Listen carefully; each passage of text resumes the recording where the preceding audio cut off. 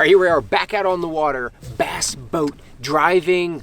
Hole shot tips is this edition. We're gonna talk about how to get your bass boat to have the best hole shot possible.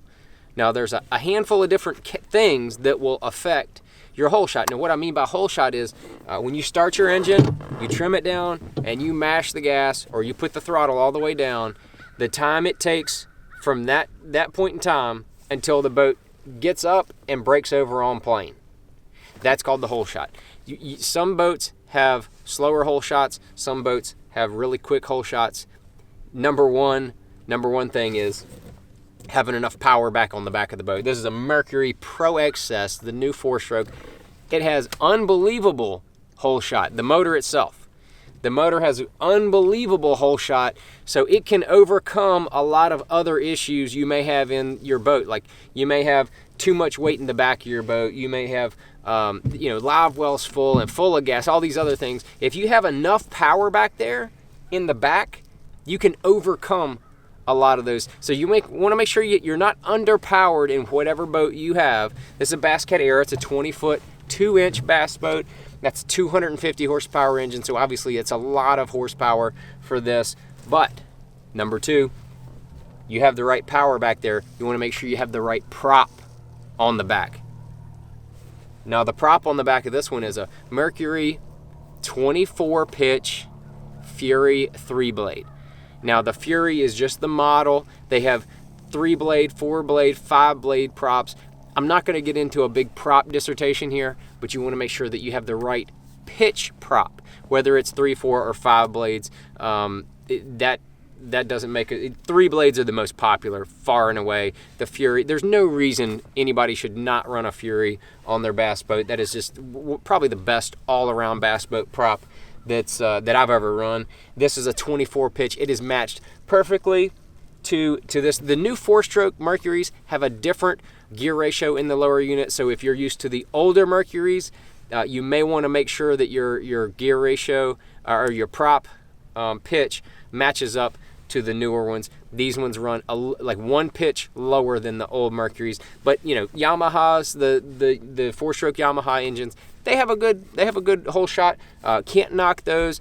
Evinrude's pretty powerful hole shot, as long as you have enough power in the back and then it's matched up to the right pitch prop. That makes a big difference, and the pitch on the prop is basically like a gear ratio in a car. So you want to make sure that you're not starting out in 4th gear in your car by having too big of a wheel of a prop on there on the back. So make sure you have the right prop. Then you want to make sure you have your boat weighted properly. That is a very big deal. I see a lot of people have major issues with their boat, and a lot of it has to do with having their boat weighted properly, not weighted properly. Now, a Bass Cat has the gas tanks all the way in the back. You can see the 2 gas caps back there. This boat, 20-foot 2-inch, it'll hold almost 50 gallons of gas. That's a lot of gasoline. That's a lot of weight.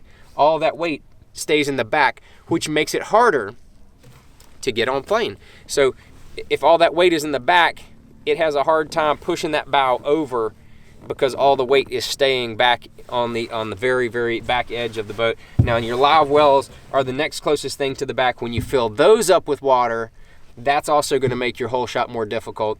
If you have a Ranger or a Phoenix or one of those kind of bass boats, most of those models have the gas tank under the seats. That helps with your hole shot, but it hurts you on your top end.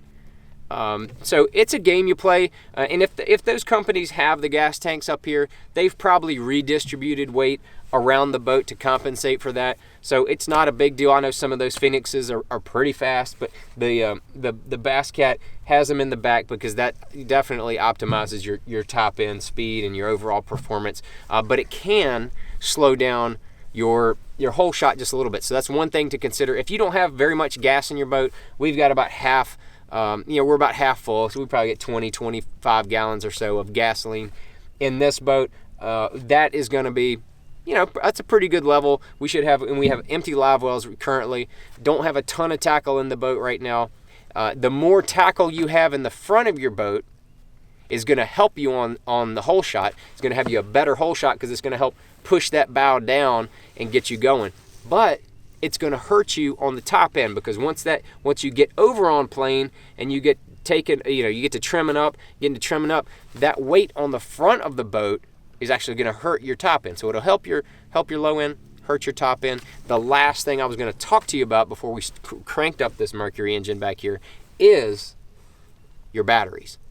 Now, over the last 10 years or so, lithium batteries have become everywhere. There's a number of different brands. I have run the same brand, Lithium Pros, lithium batteries, in my boat, on my trolling motor side at a minimum. I've got them on everything now, but they have a really good new crank-in battery. But the big deal is the weight. A big 31 size AGM battery is about 90 pounds. So you take 3 of those, do the math, it's a lot of weight. One of the 36 volt batteries, which replaces all 3 of those, weighs right about 30 pounds, 32 pounds. So you're going to take, all that weight and replace it. You're going to save over 200 pounds of weight by just putting one lithium battery. So what does that do? It helps your whole shot tremendously, because it takes over 200 pounds of weight out of the back of your boat. Those lithium batteries do amazing things for the whole shot of a bass boat. So keep that in mind when you're considering not only the longevity of how long those lithium batteries last, but that can very much affect your whole shot. If you've got an older boat or a boat that's just a couple years old, and you're having whole shot issues, you've really kind of tried everything else, you got the right prop, you got the right engine, you're still having whole shot issues whenever you fill up your live well, something like that, you really may want to consider looking at the lithium batteries. That will really fix a lot of whole shot issues, but those batteries will last you 10 years at a minimum.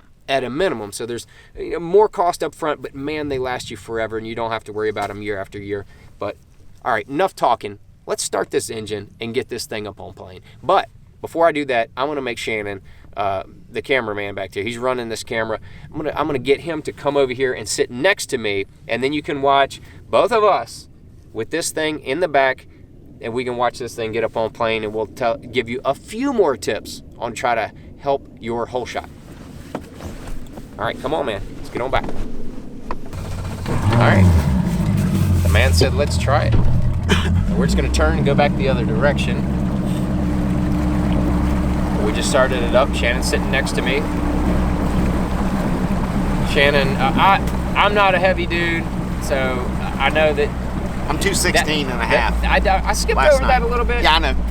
But I'm 216 and a half. He's 216 and a half. I'm less than that. I'm about 155. One nickel.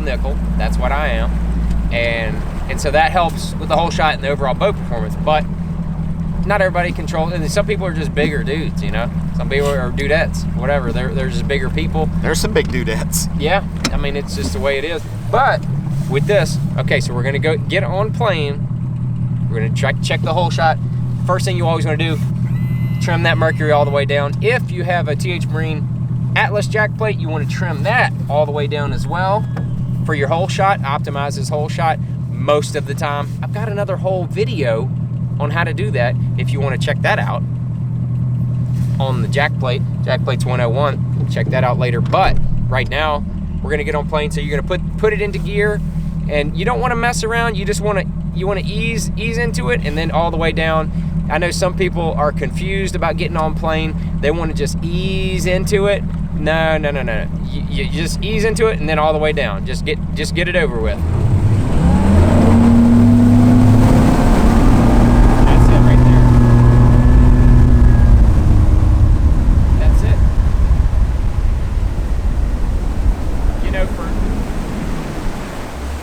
For having 2 guys in the boat, and that is just like, that's getting on plane really, really fast. I know that. So what I'm gonna do for you, I'm gonna fill up these live wells as much as I can. There's a ton of weight. These Bass Cat live wells are gigantic. I'm gonna fill these up all the way as much as I can. I can't put any more gas in here because we're already on the water. I'm gonna fill these things up, and I'm gonna show you what that looks like and the difference, just to kind of give you a little idea of the difference. But one thing I failed to mention while they're filling up is the power poles. Some boats have no power poles, or Talons. Some boats don't have, some boats have one, some boats have two. If you don't have any, obviously that is gonna really help your whole shot if you don't have anything back there, because there's nothing to drag and there's no additional weight back there as well. Remember, weight in the back is not your friend getting on plane. And so 2 power poles, the power poles are not very heavy at all. I mean, I can carry the whole bracket in one hand and the whole pole and all that, so they're not very heavy, but where it is all the way in the back affects your whole shot. 2 power poles is not a huge deal. The Talons are really nifty, neat idea. They weigh more, a pretty good margin more than power poles, and they do affect your whole shot a little bit more. But you can get that out, equal that out with lithium batteries and having the right prop and all that kind of stuff. That can all wash out. Talons, I've seen boats with Talons that absolutely jump on plane, so don't worry about that. I'm not saying that, but if you do have Talons on your boat, that is something to consider, because they work well. I've just run power poles from day one, and I love them. I love them. They are indestructible. So we're gonna see how much water we have in these things. Oh my Lord, they're already full. I mean, like to the brim full. I must have been talking longer than I thought. All right, here we go. We're gonna cut those off, and I'm gonna show you what it's like now that these live wells are totally full. I'm gonna put this boat into motion. A little slower. A little slower, and it took right off.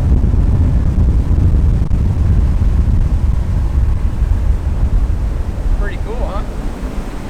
Not a big difference with the live wells at all.